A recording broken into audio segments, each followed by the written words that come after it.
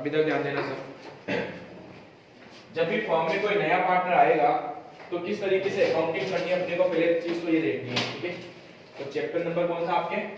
Second.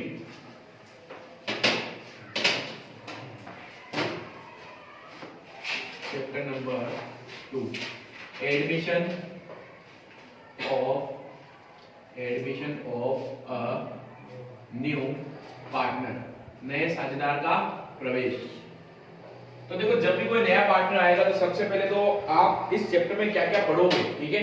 तो वो सारे पॉइंट्स जो है ना वो क्या होते हैं कि जब भी कोई नया पार्टनर आएगा तो क्या क्या प्रॉब्लम्स क्रिएट होती है, ठीक है, क्या क्या प्रॉब्लम्स आएगी फॉर्म में। तो मेनली कितनी प्रॉब्लम्स होती हैं? 6। भाई लिखिए 6, लिखिए आपने 6। फर्स्ट प्रॉब्लम होती है कि जो नया पार्टनर आएगा उसकी कैपिटल क्या होगी, कितना पैसा वो लेके आएगा, ठीक है, प्लस किस तरीके से लाएगा, कैश में लाएगा, एसेट्स लाएगा, लायबिलिटीज लाएगा, वो सारे पॉइंट्स अपन यहां पर देखेंगे, ठीक है। दूसरा पॉइंट होता है कि सपोज करो x और y दो पार्टनर्स थे पहले, जिनका प्रॉफिट शेयरिंग रेशियो क्या था? 2:1। 2:1 में क्या करते थे? प्रॉफिट बांटते थे। इन्होंने z को प्रवेश दिया, ठीक है, 1/4 शेयर के लिए, यानी नया पार्टनर कौन आ गया? z, कि फ्यूचर में इसको भी प्रॉफिट में 1/4 हिस्सा मिलेगा। तो अब हमें यह देखना है कि इसके आने के बाद इनका न्यू रेशियो क्या हो जाएगा, पहली चीज तो, ठीक है। प्लस इसके साथ में आप एक चीज कैलकुलेट करोगे, जब भी कोई नया पार्टनर फॉर्म में प्रवेश करता है ना, ठीक है, नया पार्टनर जब आता है तो पुराने पार्टनर्स हमेशा सेक्रीफाइस करते हैं। क्या करते हैं? सेक्रीफाइस। क्योंकि पहले जो प्रॉफिट ये आपस में बांटते थे, अब उस प्रॉफिट का कुछ हिस्सा इसको किसको देना पड़ जाएगा? जेड को। समझ गए? तो ये पार्टनर्स हमेशा क्या करेंगे? सेक्रीफाइस। जो भी नया पार्टनर आएगा वो क्या करता है हमेशा, मालूम है? वो हमेशा क्या करता है? गेन करेगा, ठीक है। तो हमें क्या करना है इस क्वेश्चन के अंदर, एक तो इस चैप्टर में एक तो आपको सेक्रीफाइस का रेशियो निकालना है, एक आपको कैलकुलेट करना है न्यू रेशियो। समझ गए? तो दूसरी प्रॉब्लम क्या होगी कि जब भी कोई नया पार्टनर आ जाएगा तो न्यू प्रॉफिट शेयरिंग रेशियो क्या होगा, ठीक है, जिसे हम क्या बोलेंगे? नया लाभानी अनुपात। नया लाभानी अनुपात। और इसके साथ में अपन क्या कैलकुलेट करेंगे? सेक्रीफाइस रेशियो, ठीक है, हिंदी में इसको बोलते हैं त्याग अनुपात। तो दूसरी प्रॉब्लम क्या होगी कि जब भी कोई नया पार्टनर आएगा तो न्यू प्रॉफिट शेयरिंग रेशियो क्या हो जाएगा और सेक्रीफाइस रेशियो क्या होगा। तीसरी प्रॉब्लम होती है कि जब भी कोई नया पार्टनर आता है तो उसको कैपिटल तो लानी है, उसको गुडविल भी लानी पड़ती है। गुडविल क्या होता है ये पर आगे पढ़ेंगे, ठीक है, कि गुडविल का एडजस्टमेंट कैसे होगा, ख्याति का समायोजन। इसके ऊपर 4 नंबर का क्वेश्चन आ जाता है, 3 नंबर का क्वेश्चन आ जाता है, ठीक है।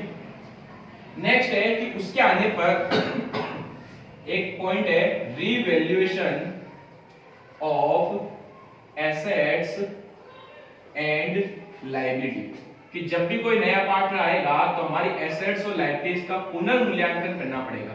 पुनर्मूल्यांकन का मतलब होता है कि आपकी बुक्स में जो एसेट्स और लायबिलिटीज होती है वो पुराने वैल्यू पर होती है, ठीक है, उसको आप आज की वैल्यू से कन्वर्ट करते हो। किस तरीके से करेंगे वो भी अपन देखेंगे।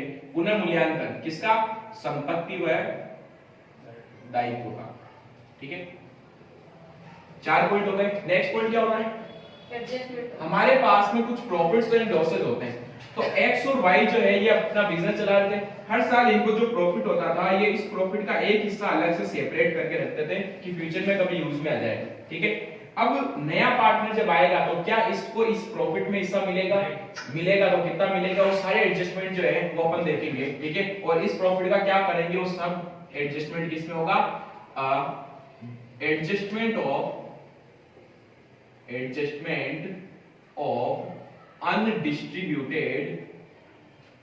अनडिस्ट्रीब्यूटेड प्रॉफिट्स एंड लॉस, यानी कि अविभाजित लाभ और हानि जो आपके पास पड़े हैं, अविभाजित लाभ हानि, उनका समायोजन किस तरीके से किया जाएगा? समायोजन, ठीक है, ये पॉइंट हो गया। और लास्ट पॉइंट अपन देखेंगे कि इसके आने के बाद में इनकी न्यू कैपिटल क्या हो जाएगी, जिसको अपन वर्ड देंगे क्लोजिंग कैपिटल। नई कैपिटल क्या हो जाएगी सारे पार्टनर्स की, ठीक है। बस ये इतना सा चैप्टर है आपके, न्यू कैपिटल, ठीक है। यहां तक हो गए तो सारे पॉइंट्स आ जाएंगे। अब एक क्या करके अपन वापस फर्स्ट पॉइंट पे आते हैं, ठीक है। फर्स्ट पॉइंट की हेडिंग डाल दो,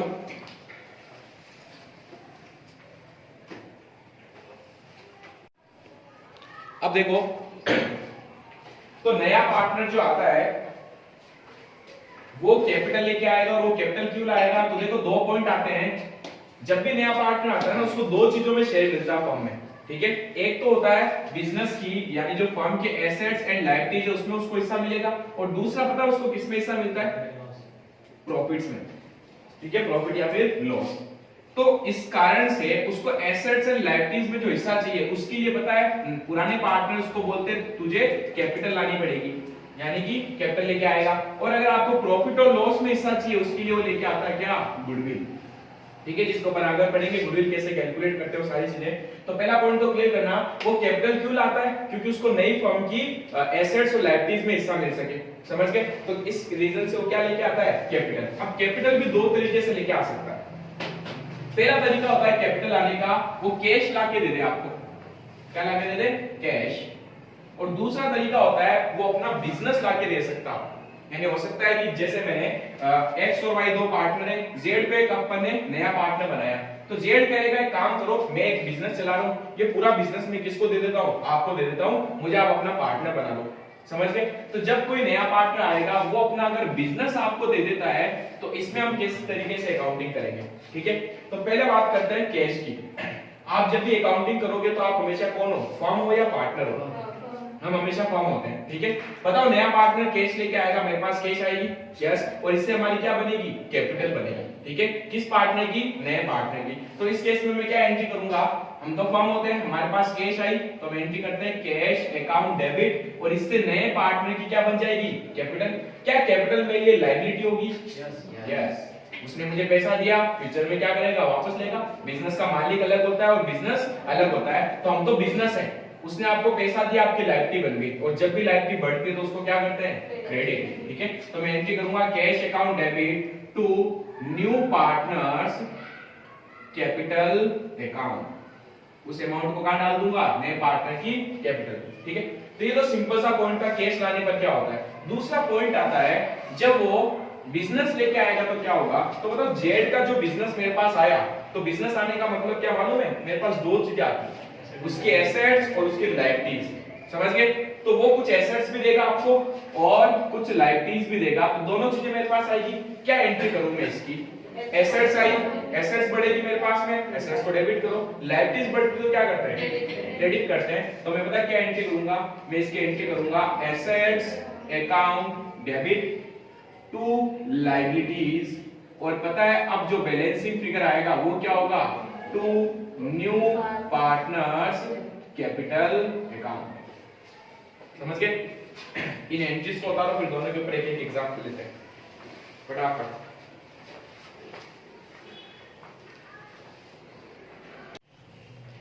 तो अब देखो तीन पार्टनर से आपके एक एग्जांपल लेते हैं इसमें, ए बी और सी, ठीक है।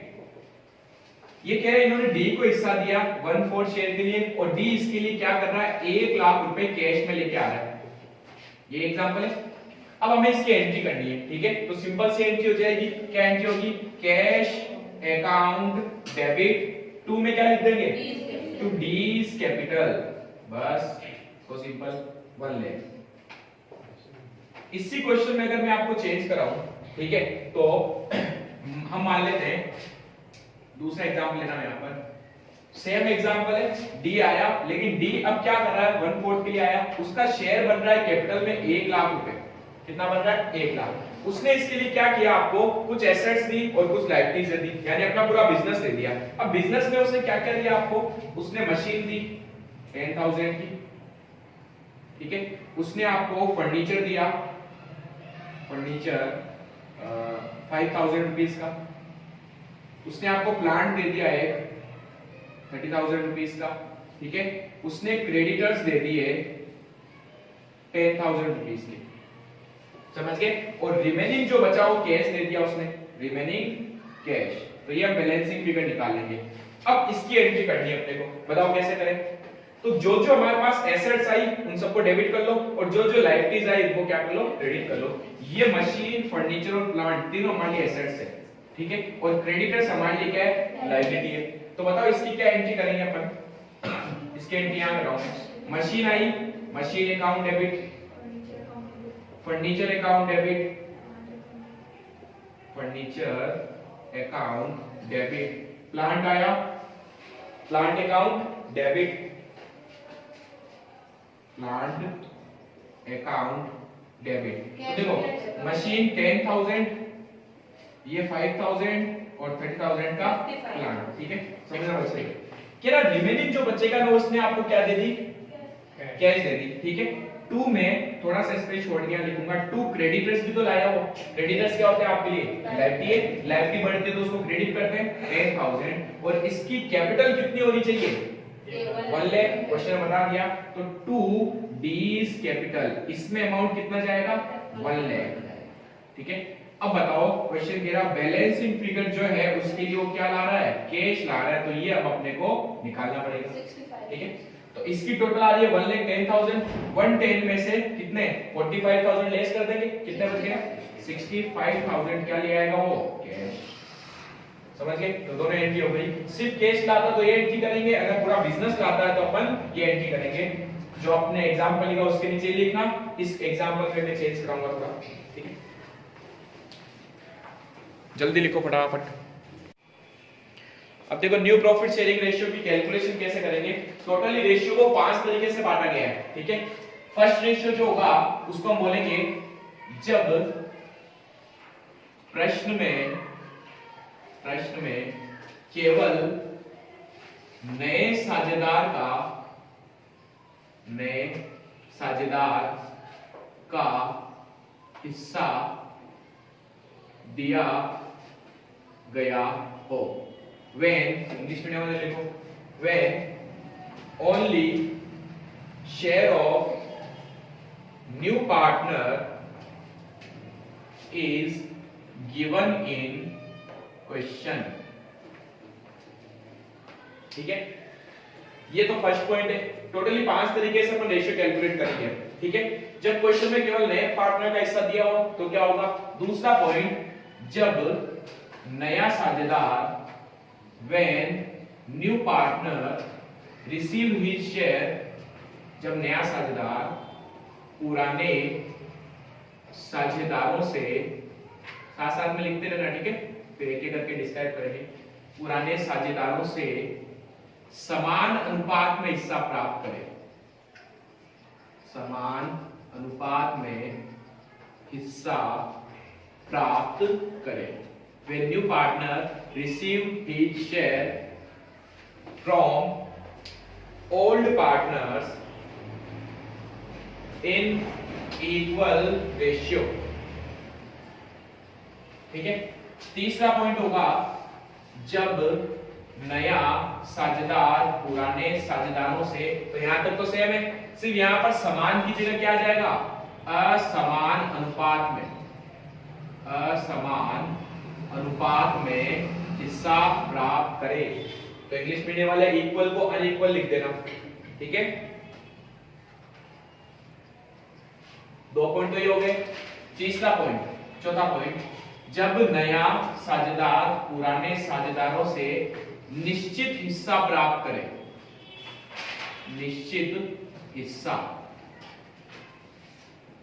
प्राप्त करे, इसको लिख देना सर्टेन शेयर, ठीक है। और 5वां पॉइंट हो जाएगा जब नया साझेदार पुराने साझेदारों से अनिश्चित हिस्सा प्राप्त करे, अनसर्टेन शेयर, ठीक है। तो 5 तरीके के हमारे रेशियो होंगे जहां पर अपन कैलकुलेशंस करेंगे। अब देखो फर्स्ट हेडिंग डाल देना, इसमें एक एग्जांपल ले रहा हूं। जब केवल नए साझेदार का हिस्सा दिया गया, और इसका मतलब समझना क्या होगा, क्वेश्चन किस तरीके से बनेंगे, ठीक है। पहले क्वेश्चन के लैंग्वेज समझना। क्वेश्चन के अंदर 2 पार्टनर्स हैं, एक है x और एक है y, जिसका रेशियो दिया हुआ आपको 2:1। रेशियो का मतलब पता क्या होता है, ये अपने प्रॉफिट एंड लॉस को इस रेशियो में बांटते हैं, ठीक है। फिर इन्होंने बोल दिया एक नया पार्टनर आया, कौन z, जिसका शेयर बता दिया क्वेश्चन में आपको 1/4। बस सिर्फ इतनी सी चीज बोली है, इसके अलावा कुछ भी नहीं बोला आपको क्वेश्चन। तो बताओ क्या क्या बोला, xy का शेयर दे दिया, z का नया हिस्सा दे दिया, इसके अलावा कुछ भी नहीं बोला कि z अपना कितना हिस्सा x ले लेगा, जेड अपने हिस्से का कितना हिस्सा वाई से लेगा, समझ गए। अच्छा ये एक्स और वाई से क्यों शेयर लेगा, क्योंकि ये नया है तो देखो पहले जहां पर सपोज करो 1,50,000 का प्रॉफिट था वो किस में बढ़ता था, एक्स और वाई में, लेकिन अब अगर जेड भी आ जाएगा तो क्या इस प्रॉफिट का कुछ शेयर इसको भी देना पड़ेगा। तो पहले जहां एक्स और वाई में प्रॉफिट बांटते थे, जेड को भी हिस्सा मिलेगा, तो जेड को मिलेगा कहां से, एक्स और वाई कुछ अपना हिस्सा छोड़ेंगे तभी तो जेड को मिलेगा। तो इसका मतलब ये जो जेड का शेयर है ना, इसमें ये मिलता कहां से, एक्स और वाई दोनों मिलकर इसको शेयर देते हैं। तो अब क्वेश्चन आपको यहाँ बोल देता है कि x इतना शेयर देगा, y इतना शेयर देगा, तब तो कोई प्रॉब्लम नहीं है। लेकिन यहाँ पर क्या पता है, सिर्फ क्या बोला हुआ है, x और y का ओल्ड रेशियो दे दिया, ये तो आपको हमेशा क्वेश्चन में दिया हुआ ही होगा, ये ध्यान रखना। तो इस चीज को तो आप भूल जाओ। मैंने कहा इसके अलावा क्वेश्चन में क्या दिया हुआ है, सिर्फ नए पार्टनर का शेयर दिया हुआ है, इसके अलावा कुछ बोला, कुछ नहीं बोला। जब ऐसी सिचुएशन होती है तो देखो आप किस तरीके से रेशियो कैलकुलेट करोगे, ये हमारा फर्स्ट पॉइंट है। जब केवल नए साझेदार का हिस्सा दिया होता, कई बच्चे बोलते सर इनका भी तो दिया हुआ है, मैं क्या बोला, ये साइलेंट मान लेना, ये हर क्वेश्चन में होगा, पांचों के पांचों पार्ट्स में होगा, तो भूल जाओ इसकी तो किसने बात भी करी, ठीक है। इनके अलावा सिर्फ जेड का शेयर दिया हुआ है, ठीक है। तो जब ऐसा होता है तो आप इसको सोल्व जब करोगे तो आपको देखो क्या करना है, आपको टोटल रेशियो मान लेना है 1। क्या मान लेना है, 1। टोटल रेशियो का मतलब क्या है, x का, y का और z का तीनों का मिला के क्या है, 1 है। तो इसमें x भी है प्लस y भी है प्लस z भी, ठीक है। मैंने कहा x y z का तीनों का शेयर कितना आ गया, 1 आ गया। अब बताओ अगर मैं इस 1 में से z का शेयर हटा दूं तो बताओ बाकी किसका बच जाएगा, x और y का, ठीक है। तो इस शेयर को हम बोलते हैं रिमेनिंग शेयर, रिमेनिंग शेयर या रेशियो, ठीक है, शेष अनुपात, ठीक है। तो बताओ मैंने तीनों का मिला के क्या माना था, 1, ठीक है। ऐसा कब करना है, 1 सिर्फ एक ही केस में मानेंगे, सुन लेना वापस, जब क्वेश्चन में सिर्फ नए पार्टनर का शेयर दिया हुआ हो और कुछ भी नहीं बोला हुआ, तो हमारे पास में कोई और ऑप्शन ही नहीं होता, तो अपन 1 मान के करते हैं। बाकी हर क्वेश्चन में आपको क्वेश्चन बोलता है, ठीक है, जैसा कि मैं आपको एक दो एग्जांपल कराऊंगा। तो जब कुछ भी नहीं बोले तो 1 मान लेना। इस 1 में से मैं उसका नए पार्टनर का शेयर अगर हटा दूं तो बाकी किसका बच जाएगा, बताओ, x और y का। तो एक में से मैंने नए पार्टनर का हिस्सा हटा दिया, बाकी जो है ये किसका है, ये x एंड y का, कह सकता हूं x प्लस y का टोटल शेयर कितना है, 3/4। अब मुझे x और y का न्यू शेयर निकालना है, ठीक है। नए पार्टनर के आने पर उसका शेयर चेंज होता है, ये ध्यान रख लेना हमेशा।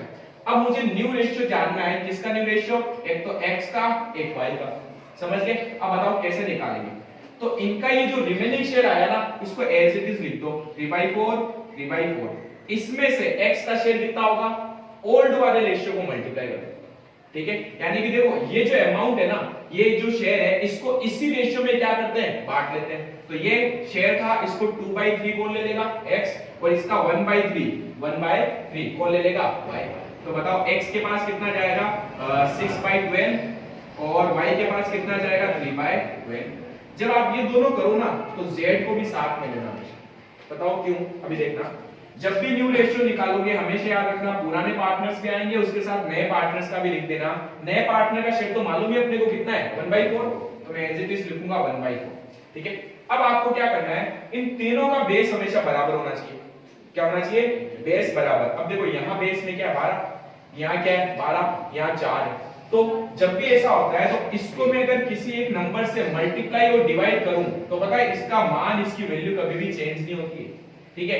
तो बताओ 4 को किससे मल्टीप्लाई करूं, 12 आ जाए, 3 से, तो मल्टीप्लाई एंड डिवाइड कर दो, कितने आ जाएंगे, 3/12। देखो इसको वापस काटोगे तो 1/4 ही आएगा ना, तो वैल्यू तो चेंज हुई नहीं, लेकिन हमें बेस हमेशा क्या करना पड़ेगा, बराबर करना पड़ेगा। न्यू रेशियो पता चलेगा, ठीक है। न्यू रेशियो आ जाएगा 6:3:3, और ये कट रहे हैं आपस में, 2:1:1, सो सिंपल, ठीक है। यहां तक बताओ, फिर एक एग्जांपल आपको देता हूं करने के लिए।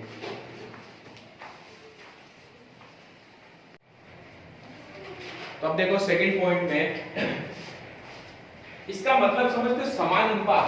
समान मतलब क्या होगा, इक्वल, ठीक है। इसका एक एग्जांपल जो भी लिखा है, क्या क्या है, राम, श्याम और घनश्याम 3 पार्टनर्स हैं जिनका आपको रेशियो दे दिया क्वेश्चन में 2:2:1, ठीक है। एग्जांपल, इन्होंने एक नए पार्टनर को प्रवेश दिया, विवेक, 1/9 शेयर के लिए। तो नया साझेदार कौन आया, विवेक, 1/9 शेयर के लिए। अब क्वेश्चन देखो आगे क्या बोल रहा है, क्वेश्चन कह रहा है ये अपना हिस्सा जो है ये किससे लेगा, रिमेनिंग इन पार्टनर्स है किस रेशियो में? इक्वल। इक्वल का मतलब बताओ क्या होगा? बराबर। क्या कह सकता हूं ये जो अपना शेयर है ये राम श्याम और घनश्याम से 1:1:1 में प्राप्त करेगा। ये तो होता है बराबर 1:1:1 समझ गए? तो जब इक्वल बोल दे तो ये अपने शेयर को 1:1:1 में क्या करेगा? रिसीव। अब सुनो क्या क्वेश्चन में सिर्फ ये डिटेल ही दे रखी थी या कुछ एक्स्ट्रा बोल दिया? एक्स्ट्रा बोल दिया। जब भी एक्स्ट्रा बोलेगा 1 मान के कभी हम सोल्व नहीं करेंगे। यहां पर हम लगाएंगे फॉर्मूला। कौन सा फॉर्मूला लगाएं? इसमें माइनस करें तो हमारा फॉर्मूला लगता है न्यू रेशियो का। न्यू रेशियो का क्या फॉर्मूला होता है? Old ratio minus sacrifice ratio. जब भी क्वेश्चन में कुछ भी एक्स्ट्रा बोलेगा तो आपको हमेशा फॉर्मूला लगा के ही आंसर निकालना है। समझ गए? तो अब देखिए आगे भी जो भी मैं आपको पॉइंट कराऊंगा सब में वो कुछ ना कुछ एक्स्ट्रा बोलेगा इसलिए हम ये फॉर्मूला लगाएंगे। समझ गए? अब इस फॉर्मूला में ध्यान से देखो मुझे न्यू रेशियो निकालना है। ओल्ड रेशियो क्वेश्चन में दिया हुआ है तो इससे पहले आपको नहीं लगता सैक्रिफाइस रेशियो की कैलकुलेशन करनी पड़ेगी? यस। सैक्रिफाइस का मतलब क्या होता है कि राम श्याम और घनश्याम ने अपना कितना शेयर विवेक को दिया, वही तो होता है सैक्रिफाइस। इन तीनों ने क्या किया? अपना कितना शेयर विवेक को दिया। तो अब मैं कैलकुलेट करूंगा सबसे पहले सैक्रिफाइस रेशियो। अगर ये पता चल जाए तब तो ओल्ड रेशियो तो पता ही है, ओल्ड में से सैक्रिफाइस लेस कर देंगे तो न्यू रेशियो आ जाएगा। समझ गए? तो अब देखो सैक्रिफाइस बाय मैं बात कर रहा हूं आर की। आर ने कितना सैक्रिफाइस किया? ध्यान से देखना क्वेश्चन। क्या विवेक का शेयर 1/9 है? 1/9। क्या 1/9 का 1/3 राम देगा?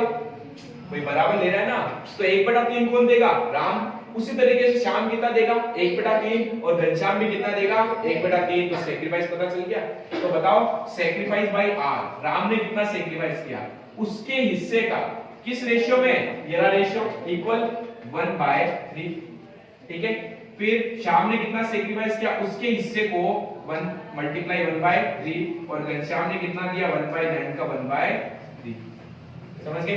तो क्या कह सकते हैं इसने 1/27 1/27 1/27 तीनों ने क्या किया? ध्यान से देखो क्या इक्वल सैक्रिफाइस हो रहा है? यस। यही तो बोला था क्वेश्चन में समान अनुपात में क्या करेंगे? सैक्रिफाइस। जब भी इक्वल रेशियो में आएगा तो ये भी हमेशा क्या होगा? बराबर आएगा। ठीक है। अब हमें क्या निकालना है? मुझे तो न्यू रेशियो निकालना है। न्यू रेशियो का फॉर्मूला होता है old ratio minus sacrifice ratio. तो सैक्रिफाइस हमने कैलकुलेट कर लिया। बताओ यहां पर जब भी न्यू रेशियो लिखोगे क्या खाली 3 पार्टनर लिखोगे या नया पार्टनर भी आएगा? नया पार्टनर भी आएगा। ठीक है। तो न्यू रेशियो में एक तो लिखना राम श्याम घनश्याम और विवेक। ठीक है। विवेक इसलिए लिखते हैं क्योंकि बेस बराबर हो जाए। क्लियर? बताओ अब क्या राम का ओल्ड रेशियो दिया हुआ है? यस। ये रहा ओल्ड। ओल्ड क्या है? 2/5 माइनस राम ने कितना सैक्रिफाइस किया? 1/27 1/27। सिंपल। बताओ श्याम का कितना था ओल्ड? 2/5 माइनस 1/27। इसने भी इतना सैक्रिफाइस किया। और घनश्याम का था 1/5 माइनस 1/27। ठीक है। विवेक का तो गिवन ही क्वेश्चन में 1/9। समझ गए? ऐसे एक बात बताना अगर ये नहीं दिया हुआ होता तो क्या मैं इन तीनों की टोटल करता तो भी विवेक का हिस्सा जाता? राम ने इतना दिया, श्याम ने इतना दिया, घनश्याम ने इतना दिया, तीनों ने मिला के किसको दिया होगा? विवेक को। इन तीनों की टोटल कर लेना 1/9 ही आएगा। समझ गए? अब लेते हैं एलसीएम। एलसीएम कैसे लेते हैं? क्या इसका इसमें पूरा भाग जा रहा है? ठीक है। सुनना जो ट्रिक है अगर इसका इसमें पूरा भाग जाता है ठीक है आपस में तो सबसे बड़ी वाली संख्या क्या हो जाती है? एलसीएम। लेकिन क्या भाग जा रहा है? तो कैलकुलेट करके बताओ एलसीएम। छोटी क्लास में थे पता है? हाँ बताओ सबसे पहले किससे भागते हैं? 5 की 3। ठीक है। 5 ये इजी आ जाएगा। 3 का 27 में कितने बार भाग जा रहा है? 9 टाइम्स। फिर वापस 3 फिर 5 3 का इसमें 3 टाइम्स फिर 3 फिर 5 1 टाइम्स फिर 5 1। ठीक है। तो एलसीएम कैसे आएगा? 3 मल्टीप्लाई 3 मल्टीप्लाई 3 मल्टीप्लाई 5। इससे 5 कर लो। ठीक है। 3 into 3 कितने हो गए? 9 9 into 3 27 27 मल्टीप्लाई 5 कितने हो रहे बताओ? 27 मल्टीप्लाई 5 135 135। तो एलसीएम क्या है हमारे पास 135, ठीक है 135, क्लियर है। तो हर बार ये करके नहीं बताऊंगा, एक बार करके बता दिया, आगे से आपको 5 का 135 में भाग दो, कितने बार जा रहा है 27 बार, कितनी बार 27, 27 इंटू 2 54, 54 माइनस 27 का इसमें भाग देंगे 5 टाइम्स 5 बार, ठीक है 5 इंटू 7, 5 इंटू 1 5, तो कितना आएगा 49 डिवाइड बाय 135, ठीक है। फिर आइए यहाँ पर क्या अभी भी एलसीएम दोनों में यही आएगा 135, यस 135, 5 का इसमें वापस कितनी बार 27 बार, 27 इंटू 2 54, ठीक है जो आया उसको मल्टीप्लाई करना है, माइनस 27 का इसमें भाग देंगे 5 बार, 5 इंटू 1 5, अगेन 49 135, वापस 135, 27 इंटू 1, ठीक है क्या ये लो, तो कितने आ जाएंगे 27 माइनस इसका इसमें बात दिया 5 बार, 5 इंटू 1 5, कितने आएंगे 22 बटा 135। अब देखो इसको अपन इसलिए लिखते हैं, तीनों में बेस 135 135 135 है, ठीक है तो 9 को किससे मल्टीप्लाई करें कि 135 आ जाए, बताओ करके बताओ, सबको चेंज करना पड़ जाएगा है ना, क्यों 15 से 15 से नहीं, 15 से नहीं होगा, करके देखो 15 से होगा सर, हमारा एग्जैक्ट देखते हैं। इनटू 15, अगर अपन 9 को 15 से मल्टीप्लाई करें 135, 15 से मल्टीप्लाई कर लेंगे तो मल्टीप्लाई 15 बाय 50, ठीक है तो क्या आ जाएगा 15 बटा 135। तो बेस हमेशा क्या करना अपने को बराबर करना पड़ेगा, इसलिए हम ये लेते हैं। अब देखो इन चारों का पता चल गया 49:49:22 और 15, ये आपस में कट नहीं रहे तो यही रेशियो हो जाएगा, समझ गए। तो बताओ जब क्वेश्चन में कुछ एक्स्ट्रा बोलेगा तो आपको फॉर्मूला लगाना कौन सा, न्यू रेशियो का। न्यू रेशियो के फॉर्मूले में क्या आएगा ओल्ड माइनस सैक्रिफाइस, जिसके लिए पहले सैक्रिफाइस निकालना पड़ेगा, इस तरीके से कैलकुलेट करोगे। देखो सैक्रिफाइस बहुत इजी है, उसके हिस्से को किस रेशियो में दे रहे हैं, ये तो सैक्रिफाइस है उसका हिस्सा ले लो, ठीक है और जिस शेयर में दे रहे हैं वो शेयर ले लो, आ जाएगा। छापो फटाफट।